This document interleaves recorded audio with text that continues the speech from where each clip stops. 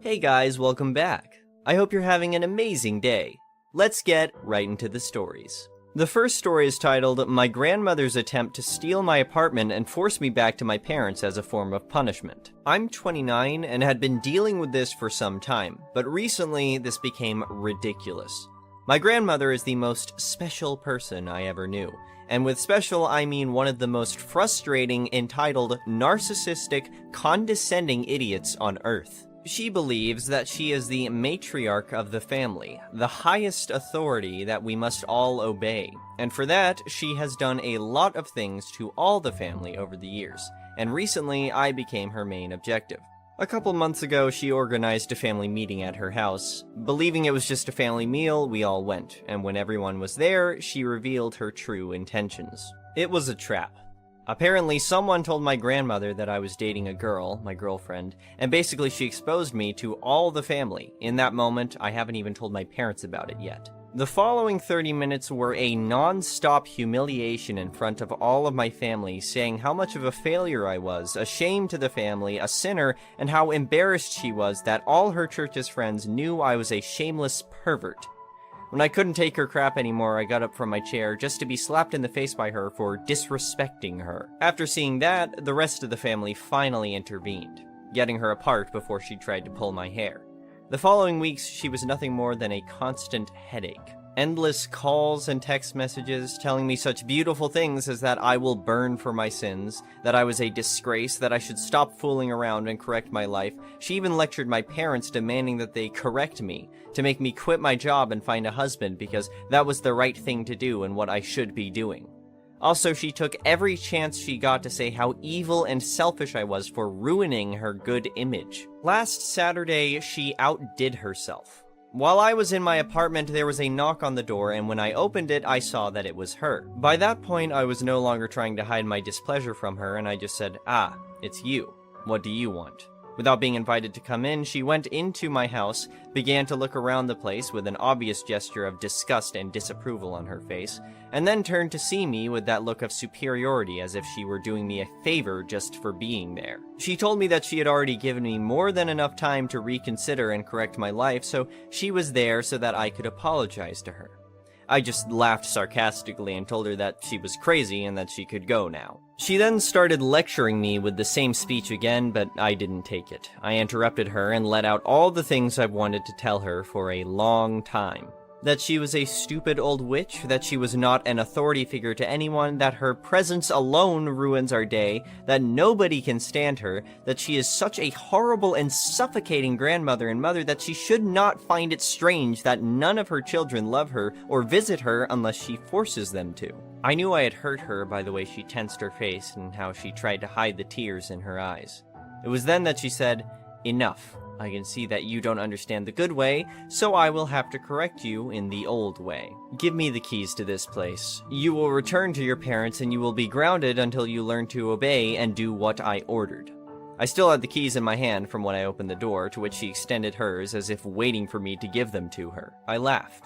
I laughed out loud. This was too ridiculous that I couldn't take it seriously. And apparently that made her so mad that she lunged at me trying to grab my keys. We struggled, there were screams, things falling out of place. The damn witch got to the point of digging her nails into my arms and biting my hands. The scandal was such that a couple of neighbors went out to see what was going on, and when my grandmother saw them, she started shouting that I was a thief and was trying to rob her house. Obviously, they didn't believe her. They were my neighbors. They knew me. They separated her from me, and when she saw that they did not believe her and that I wouldn't obey her, she threatened me with, "Your parents will know about this," and left. Since then, she had been telling everyone how I insulted her and violently attacked her. We all know her. We all know she's a liar. She just makes everyone's lives harder. The next story is titled, Revenge Backfires, How Retaliating Against HOA Karen for a Duck Feeding Fine Resulted in Her Removal. I never thought that living in a community could be a nightmare until I met Karen. Karen was the newest member of the Homeowners Association board, and she had a problem with everything. She was a woman in her late 50s with a permanent scowl etched on her face. She had moved into the neighborhood after retiring from her corporate job and had taken it upon herself to police every aspect of the community. From the color of the houses to the height of the lawns, Karen had an opinion on everything. Her attitude was insufferable, and she never wanted to be a part of any community activity. She would always find something to argue about, and people would avoid her like the plague. I thought I was the only one who had a problem with her until the ducks came into the picture. The neighborhood had a small pond that the ducks would frequently visit. The maintenance crew had forgotten to put the fake alligator heads to keep the ducks away, and I thought it would be nice to feed them some bread. It was something that many of us did, and nobody ever had a problem with it until Karen came out of nowhere, shouting and screaming at me and my granddaughter for feeding the ducks. She then took it upon herself to fine me $500 for feeding unapproved wildlife. I thought that was the end of it, but Karen's actions had gone too far. I was enraged and wanted to teach her a lesson. I remembered a prank that my brother had once played on another brother. I decided to use that same tactic on Karen. My granddaughter and I bought some birdseed and old bread from the bakery and fed the ducks, creating a trail of food from the pond to Karen's yard. We waited in my garage and watched as the ducks marched towards Karen's yard, and it was as if they had never eaten before. They ate and made a mess of everything, and Karen could not do anything about it. It was a sweet revenge that Karen never expected, and the next day, she was the talk of the neighborhood. Her fellow board members had received complaints from the surrounding neighbors, and they had no choice but to let her go from the board. 6 months later, Karen sold her house and left the neighborhood for good. The ducks were happy, and we could finally go back to our peaceful lives. But Karen's story did not end there. After she left our community, she moved to a nearby town, and unfortunately for the new residents there, she started causing the same problems. She would find something to complain about and would take it upon herself to enforce the rules with an iron fist. The community members were not happy with her attitude, and they decided to band together to put a stop to it. They knew about her past in our neighborhood and her tendency to cause trouble. They decided to make a plan to expose her, and they asked for my help. I was hesitant at first, but I decided to help them. Together, we created a fake homeowners association and invited Karen to be a part of it. We made her believe that we were looking for someone to take charge of the community's affairs, and she was the perfect person for the job. We gave her a list of rules and asked her to enforce them. Little did she know that the rules we gave her were ridiculous and impossible to enforce. We had included rules like no breathing after 10 p.m. and no pets allowed in the community.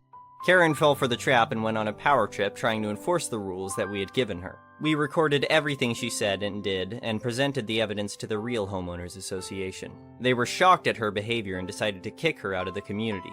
Karen was once again forced to move to another state, but this time she was not able to find a new community to cause trouble in.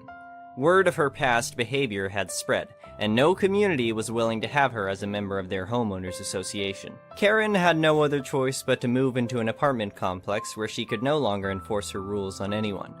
However, Karen being Karen, she found a new hobby to occupy her time. She started spying on her neighbors and reporting every little infraction to the apartment management. The other residents found her behavior unsettling and complained to the management, but they were unable to do anything about it. Karen had not technically broken any rules, and the management could not force her to stop.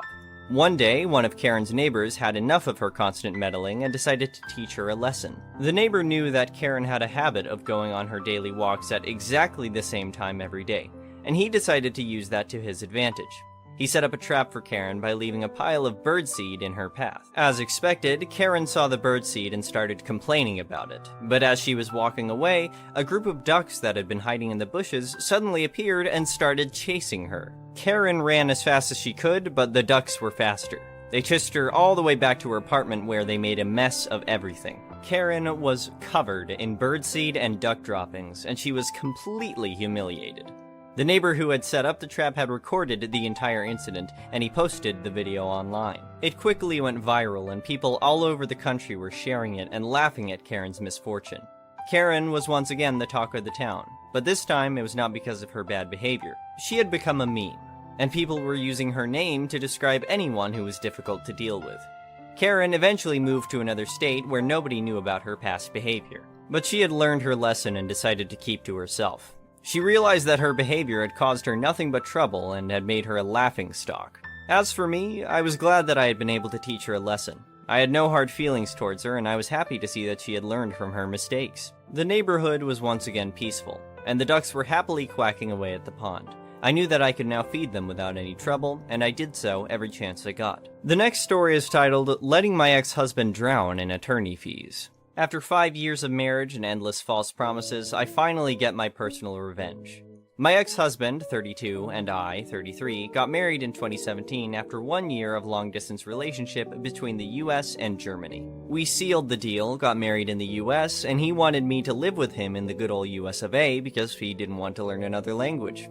To make things easier, he moved in with me in Germany for a job I helped him to get, so we would have time to initialize my plans of emigration and immigration. Now, my ex didn't even get started to gather all required documents for himself to be my sponsor. Said and done, I had all documents well sorted out, canceled all my contracts, sold my belongings, sent large parts of my things to the US, and said goodbye to my lovely home, friends, and family. Little did I know, my ex-husband did not do a single bit of research or even did his part for my immigration process, and I wasn't able to set foot on the plane that would bring me to my new home. Long story short, he left to the US without me, and I was homeless, with a suitcase and 2 cats. He continued to lead me on with promises to come and get me. Meanwhile, he started a polyamorous affair. Later, he got involved with a 21-year-old young lady. I lived with my parents for a few months to get back on my feet, find a new apartment, and a new source of income. Now, I never went to German officials to get our marriage recognized in Germany, mostly because I didn't think it was necessary because we planned to live together in the US. But my laziness was proven to be useful later. Since he was with his new girlfriend, 21, I broke up the relationship. In the US, we still count as married, and focused on myself, regaining my independence and rebuilding my life in my home country. I fell in love with an acquaintance, 31, I've known for 13 years, and we soon found that we have very much the same goals in life and the very same ideals and wishes for a monogamous life. Meanwhile, I've been in contact with my ex to finally get him to start the divorce in the US. Since the marriage was closed in the US, only a US citizen is able to petition for the divorce at the district court. I didn't want my name to be further affiliated with him, and I also didn't see the reason why he should further profit from tax benefits. I made clear I didn't want this anymore and wanted to move on. Finally, he got a process started and forgot one single thing. I am not an American citizen. So everything that applies in the US when it comes to paperwork doesn't apply to me in Germany. Which means, serving me via email? Nope. Wanting me to sign something electronically? Nope, not possible. All they would have to do is send me the notarized, signed, and translated paperwork via physical mail. But they don't. So I get email after email with pleas to get me to sign the US divorce papers electronically.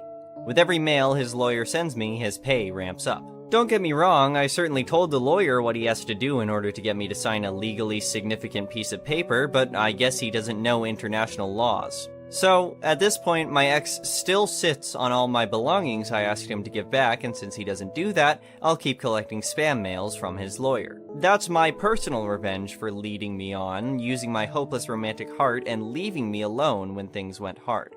I don't count as married in Germany, and am currently expecting a little baby boy with my partner, and we're building a life together without false promises. The last story is titled, Still Heated with This Karen. So, this happened today. Backstory, I work as a computer tech for my school district. We've been giving out laptops since March 19th to parents who don't have a computer at home for their kids. Today, a Karen had an appointment for 12:15 p.m. We close up at 1 p.m. We saw her strolling in at 12:53 p.m. when we already started closing up. Karen: Hello, I'm here to pick up a laptop. Me: Sure, I already have it prepared. Takes like 10 minutes to set up. I handed the laptop to her. Karen: This laptop is junk. I don't want this. I want this one. She points at a teacher laptop. Me: You can't have this laptop, it's for teachers.